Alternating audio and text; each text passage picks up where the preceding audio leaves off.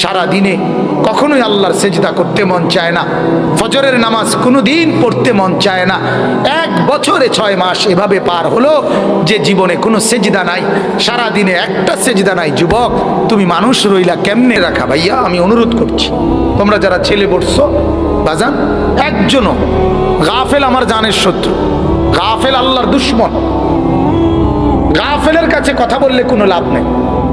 আমার মসজিদে আলহামদুলিল্লাহ যেখানে আমি জুমা পড়াই, একজন বুড়া জোয়ান, কেউ জুরানিরও কোনো সিস্টেম নেই।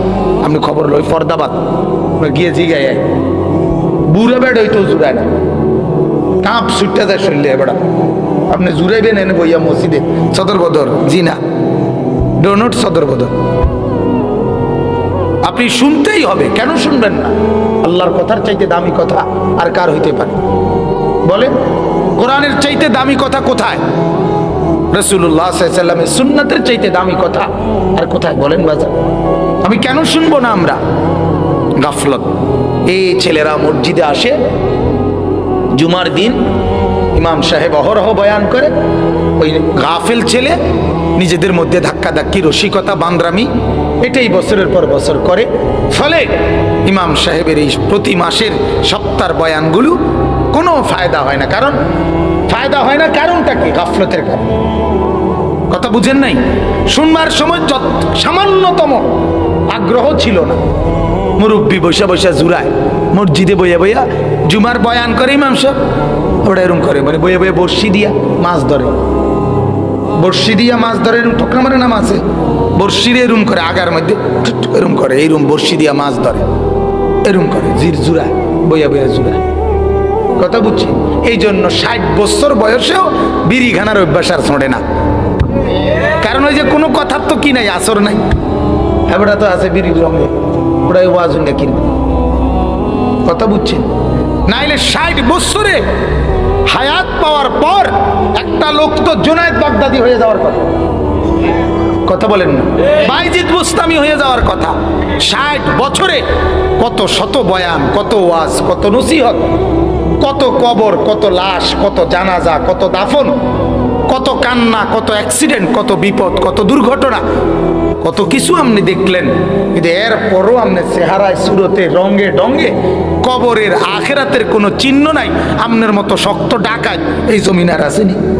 ছেলেরা দুমসে ঘুরতেছে ঘুরতেছে। আমি সারা রাস্তা দেখছি, এই রাস্তা রাস্তা মসজিদে মসজিদে আলহামদুলিল্লাহ মাইকে বয়ান হইতেছে, দোয়া হইতেছে। কি এর যে আল্লাহর বান্দা বুঝের কিছু মানুষ আছে হয়তো, বাকিটি টোটো টোটো টোটো করে কি সবে বরাত টোয়াইতে আছে, সিফা সাফার ভিতরে সবে বরাত টোয়ায়, মাটির তলে, ওই ব্রিজের তলে, ওই গাছের গোড়ায়, এই হ্যান সবে বরাত হ্যানে টোয়াইতে আছে সবে বরাত, মোবাইলের ভিতরে, ফেসবুকে। আল্লাহ আমাদেরকে বুঝার তৌফিক দান করুন। আমার বাপ, এটা জিন্দিগি না। এভাবে ইসলামকে তুচ্ছ করা, আল্লাহর বিধানকে এভাবে অবমূল্যায়ন করা, হ্যাঁ, এটা অনেক বড় অপরাধ। ইস্তেহজা, মনে রাখবেন, একটা গুনাহ না করা, নাফরমানি করা, এটা তো কবিরা গুনাহ হইল, কিন্তু কোনো শরীয়তের বিধিবিধানকে তুচ্ছ তাচ্ছিল্যের পাত্র বানানো, হাসি রসিকতার পাত্র বানানো, ঠাট্টার পাত্র বানানো, এটা কুফরি। এটা কি বলেন না? কুফরি, কুফরি। আপনি মনে করেন এই যে মিসওয়াক, এটা রাসূলুল্লাহ সাল্লাল্লাহু আলাইহি ওয়াসাল্লামের সুন্নাত, ঠিক কি না বলে? এটা আমল করলে নেকি, আমল করলে কি আছে? নেকি। কিন্তু আপনি এটারে বললেন এটা আর ছাগলের খুঁড়ার মধ্যে তফাৎ কি? নাউযুবিল্লাহ। হ্যাঁ, এই যে আপনি তুচ্ছ করলেন, আপনার ঈমান নাই। দাড়ি না রাখা এটা কবিরা গুনাহ, এটা আপনার গুনাহ হয়েছে। কিন্তু আপনি বললেন দাড়ির মধ্যে কিটা, দাড়ির মধ্যে কি ইসলাম লটকিয়ে রয়েছে নি? হ্যাঁ, প্রত্যেক কথাই মিয়া দাড়ি, এটা ছাড়া আরো আওয়াজ নাই। এমন বেদ্যপ আছে না? কথা বলেন না, এটা ছাড়া আরো আওয়াজ নাই। হ্যাঁ হুজুররা প্রত্যেক কথায় কেন এটা কন, আর কথা নাই আপনার কাছে। এই যে এই বেয়াদব, এটা তো ইস্তেহজা করলো, ঠাট্টা করলো, সে তুচ্ছ করলো, এটা কুফরি। এটা কি বলেন না? কুফরি। জানাজার নামাজ পড়াইবার পরে, পড়বার পরে ভদ্রলোক উচ্চ শিক্ষিত, উচ্চ পদস্থ ব্যক্তি, রিটায়ার্ড পারসন, প্রাইভেট ব্যাংকের ভাইস চেয়ারম্যান, কোটি কোটি টাকার মালিক, হুজুর রেডাইকিয়া বলতেছে, আমার চোখে দেখা মানুষ, হুজুর রেডাইকিয়া বলতেছে, হুজুর এই জানাজার নামাজের আগে মানুষগুলোকে এই যে কবরের আযাবের ভয়গুলো দেখাচ্ছেন, এইগুলো বলে বলে মানুষগুলোকে আর কতদিন আপনারা হুজুররা বোকা বানায় রাখবেন? মুসলমান এই বাংলাদেশে আপনি ভাবেন এটা কথা হইতে পারে? আমরা আপনাদেরকে কবরের আযাব কথা বলে বলে কি দেখাচ্ছি, মানে বেহুদা, যেটা নাই, অথচ আপনাদেরকে কি করছি, ভাতখানা লেগে যেত আমাদের, আমরা ভাতের অভাব, আমরা ভিক্ষুক, আমরা ফকির, আপনাদের দুয়ারের দুটা ভাত ছাড়া আমাদের আর রিজিক নাই, কারণ আমাদের তো কোনো মালিক নাই, আমরা তো দুনিয়াতে শরণার্থী, আমরা যেহেতু হুজুর, আমরা শরণার্থী দুনিয়ায়, হ্যাঁ আমরা উদ্বাস্তু, এরকম না আমরা, আপনারা ভাত না দিলে আমাকে ভাত জুটবে না, আপনারা দুগা খাইতে না দিলে আমাদের কপালে ভাত নাই, এই না আপনাদের ধারণা? কথা বলেন না তো? তাহলে এটা কি বললেন? এটা কি বললেন? একজন মুসলমান এটা কিভাবে বলতেন? কিভাবে বলতেন? কোথায় শিক্ষা, কোথায় জ্ঞান, কোথায় আপনার এত পড়ালেখা, কোথায় আপনার 4টা ডক্টরেট ডিগ্রি, কোথায় আপনার এত কিছু? এগুলো কি অর্জন হইল? এভাবে আল্লাহ ভুলে গেলেন, এভাবে আখিরাত ভুলে গেলেন, এভাবে কবর ভুলে গেলেন, একবারও মনে হলো না আপনি মুসলমান?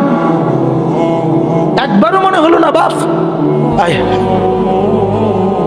আমি একদিন শুনতেছি এক ভদ্রলোক ইউরোপ থেকে আসছে, কানাডা, 4 বছর ছিল, অনেক শিক্ষা দীক্ষা পড়ে আসছে, আইসা বলতেছে, এরকম এক মাহফিলে প্রধান অতিথির বক্তব্য দিছে আমার আগে দিয়া, বলতেছে ইউরোপ থেকে আমি এই 4 বছরের অভিজ্ঞতায় বুঝলাম আমাদের জন্য শেখার অনেক কিছু আছে যেটা আমাদের মধ্যে নাই, হ্যাঁ শেখার অনেক কিছু আমাদের কাছে নাই। অর্থাৎ মনে করেন ইসলামের মধ্যে আমরা মুসলমান হিসাবে অনেক কিছুই আমাদের মধ্যে নাই যেটা ইউরোপের মধ্যে শেখার আছে। কি আছে আপনি বলেন? ইউরোপের কোন গুণটা আপনি বলবেন যে এই গুণটা ইসলাম ধর্মের মধ্যে আলোচনা নাই? এটা কি বলেন? আপনি বলেন কি হইতে পারে এটা? তার মানে নিজের ধর্মের উপরে ন্যূনতম কোনো পড়ালেখাও নাই, যার কারণে ওইটা তো খোলেই নাই কোনোদিন। হে দেখবো কোত্থেকে? হে দেখবে কোত্থেকে? হে দেখবে কোত্থেকে? আশ্চর্য কথা। এই জন্য ভাইয়া আমার অনুরোধ, অনেক নওজোয়ান বলছেন মাশাআল্লাহ, আর অল্প সময় আপনারা দৌড়াইয়া আসছেন, ছুটে ছুটে আসছেন আপনারা, আল্লাহ তাআলা আপনাদের প্রতি কদমে বরকত দান করুক। যে নওজোয়ানরা আসছো বাপ, আল্লাহ তোমাদের জিন্দেগি পরিবর্তন করে দিক। এক পরিবর্তনের রাত এটা, লাইলাতুল বারাত। বারাত বলা হয় কেটে দেওয়া, বিচ্ছিন্ন করা, ছিন্ন করা, শবে বারাত। রব্বুল আলামিন কোটি কোটি বান্দার জন্য জাহান্নামের ফয়সালা বদলে কেটে জান্নাতের ফয়সালা লিখে দেন। আল্লাহ তাআলা সিদ্ধান্ত বদলায় দেন, যা মাফ করে দিলাম এদেরকে, যা জান্নাত দিয়ে দিলাম।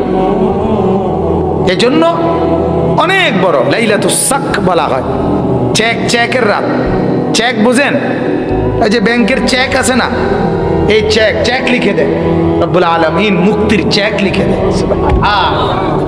বলেন আলহামদুলিল্লাহ। এজন্য ভাইয়া এই যারা বসছো, জওয়ান ছেলে, কিশোর, তরুণ,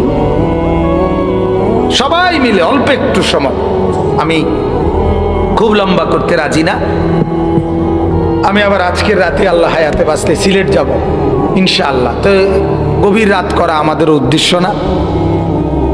আমি অল্প একটু কথা পেশ করতে চাই, বলার জন্য মূলত এতক্ষণ মেজাজ তৈরি করলাম। কথা বুঝছেন? অর্থাৎ আপনাদের মানসিকতাটাকে কি করলাম, একত্র করলাম, যে সবাই যাতে মনোযোগী হয়। বলেন আলহামদুলিল্লাহ। আল্লাহ তাআলা আমাদেরকে তৌফিক দান করুক, বলেন আমিন। সম্মানিত হাজিরিন, কোরআনুল কারীমের 25 নম্বর পারা, কোরআনুল কারীমের 44 নম্বর সূরা, সূরাটার নাম সূরা দুখান। এই সূরার শুরু থেকে কয়েকটি আয়াত তেলাওয়াত করেছি। মূলত আমার অনেক শ্রদ্ধেয় হযরত মাওলানা আবুল খায়ের সাহেব দামাত বারাকাতুহুল আলিয়া অনেক আগে আরো 1.5-2 মাস হবে মনে হয় আমার এই দাওয়াতটা দিছে।